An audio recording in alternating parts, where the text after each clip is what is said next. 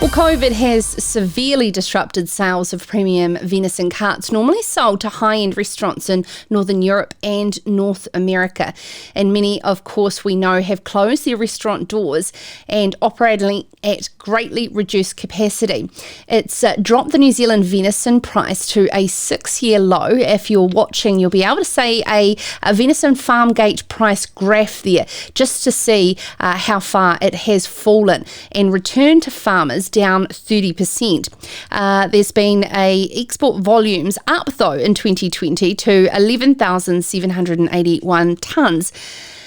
But these lower prices. But there's positive news. And China is now New Zealand's third largest market for venison by value and volume.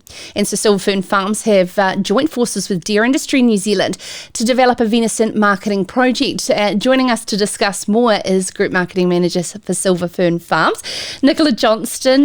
Nicola, it has been an enduring year for venison. However, very positive news with the venison marketing project in China. Can you please explain about the contestable fund and how Silver Fern Farms has been chosen through that review panel? Sure can. Hi, Sarah. Look, it has been a really tough year in the venison industry, and it's been a particularly tough year for our customers globally, particularly in food service channels, as you've mentioned. We've worked really closely here at Silver Fern Farms with our farmers to try and get our arms around them and be pretty transparent about that. On the way through. What is particularly exciting is that DINZ recognised that there was going to need to be some significant work done in the market to try and diversify the role that venison plays in those markets and the channels that we use to bring that product to market. So each of the processors in the deer industry was invited to put forward an application about where we might see opportunity to reposition venison into different channels and into different and particularly I think bringing the innovation practice to bear on how we do that. And so we're delighted that DINZ has selected our project into China as part of that. Now, we've just been speaking to Rhys Griffiths, and there has been a coalition to have critical mass in China. How come do you believe, as opposed to all of our processors of venison in New Zealand not coming together to do the same? Look, I think that as New Zealand's largest red meat producer, we've got a role to play here at Silver Fern Farms to take a leadership role for the sector. And I think why DINZ has selected our project is that I think we can do a lot of the groundwork that will then benefit some of the other processors as they start to open up some of those channels and opportunities. And I think the project that we've put forward to DINZ this year specifically is around China and how we open up that market. It moves beyond just gathering insight, which I think we've done as an industry to understand the role that venison currently does play in some of the barriers. But what is new for this project is that we're actually taking an ethnographic approach, which is where we go into people's homes, we go into consumers' homes, we go into chefs' restaurants, and we really try and use a human-centred design approach to overcoming those barriers. And I think that will make a difference then in terms of how we truly co-create new products to take to venison to consumers and take venison forward in a new way. I think that will benefit the whole sector. Yeah, and what work have Silver Fern Farms done in the way of new product development and consumer insights within the home and other product categories such as beef and lamb that you will take in your learnings to venison? Yeah, and you're absolutely right, Sarah. We learn from our basket or portfolio approach, to be honest.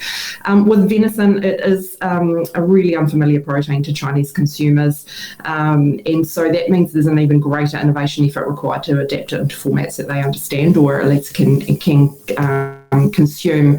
We have. There's three different tranches, I guess, to our project. As we've gone into people's homes and studied their behaviour and then broken down those barriers and tried to overcome them. Same in kitchens with chefs. We're seeing opportunities in three different areas. One, in the food service channel to really actively target the hot pot market, where we've been quite successful with lamb in particular, getting lamb into different formats that work within a hot pot context. And there's a very large sector there that if we could crack for venison, it would be fantastic.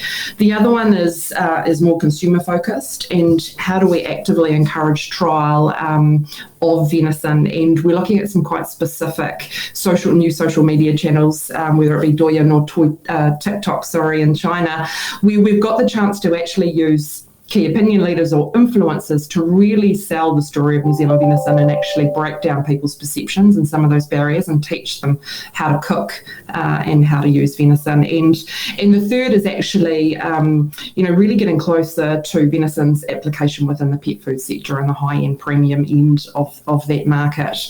And all three of those streams of work we're doing in partnership with some of our customers in market, where we will truly use those insights and design principles to embed and co-create new products for that market. Whether there's a challenge with Chinese perception of deer still being a wild animal as opposed to our farmed production systems of deer, but at the same time, Chinese, if you crack that health element, venison's a winner. Absolutely. And look, there's some preconceptions that do exist that are challenging for us. The Wild Game Association that you raise is key to that. So obviously the story of how our animals are farmed, raised, free range, but not a wild animal. That's going to be a really, really important part of that story. Equally, the Chinese medicine or TCM approach is a bit of a double-edged sword. Where consumers do understand that venison has some very nourishing and nurturing qualities under that, we need to be able to transition away from the barrier which says it's actually a very strong meat. You have to actually have quite a hearty constitution to be able to stomach venison. It's particularly warming, it's good for kidneys, and some of that sort of thing. So there's reasons to lean in to the health aspect of TCM, but also reasons to set ourselves away and really position venison as a very healthy, lean, nourishing, light, delicate kind of protein. Very interesting there, because it's a very valid point when their culture is so connected to traditional Oriental medicine, as we heard, of course, earlier with Reith Griffiths as well.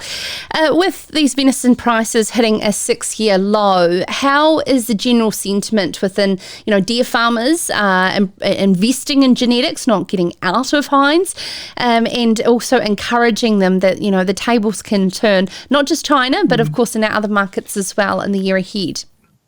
Yeah, look, I think deer farmers should take heart. It's not something that we can solve overnight. But certainly here at Silver Fern Farms, we're actively working on how we pivot venison into new formats, whether it be in China, but also in the US, where we've been able to successfully work through some new opportunities to bring venison ground products to market via e-commerce, via key retailers. So those sorts of opportunities and those projects are going well. We are seeing positive consumer reception to venison as a protein in those channels. It's just a big job to do, and it won't happen overnight. Before you go, Nicola, I just want to give you a big round of applause for this latest Mind Food magazine. Huge. Opening in the front page, Honest Burger, all the new packaging for New Zealand. Silver Fern Farms raised burger patties. The packaging's incredible. Well done to you and your team. It's awesome work. Oh, thanks so much, Sarah. And, that's a really good example of how we're trying to bring venison to market in new ways for people to enjoy. Yeah, absolutely. It gets people talking, and that's for sure. Thank you so much, Nicola Johnston, the Group Marketing Manager for Silver Fern Farms. And, of course, all of these stories in the Opinion Maker show have been kindly pulled together by Annette Scott from Farmers Weekly, and you can have a read at farmersweekly.co.nz.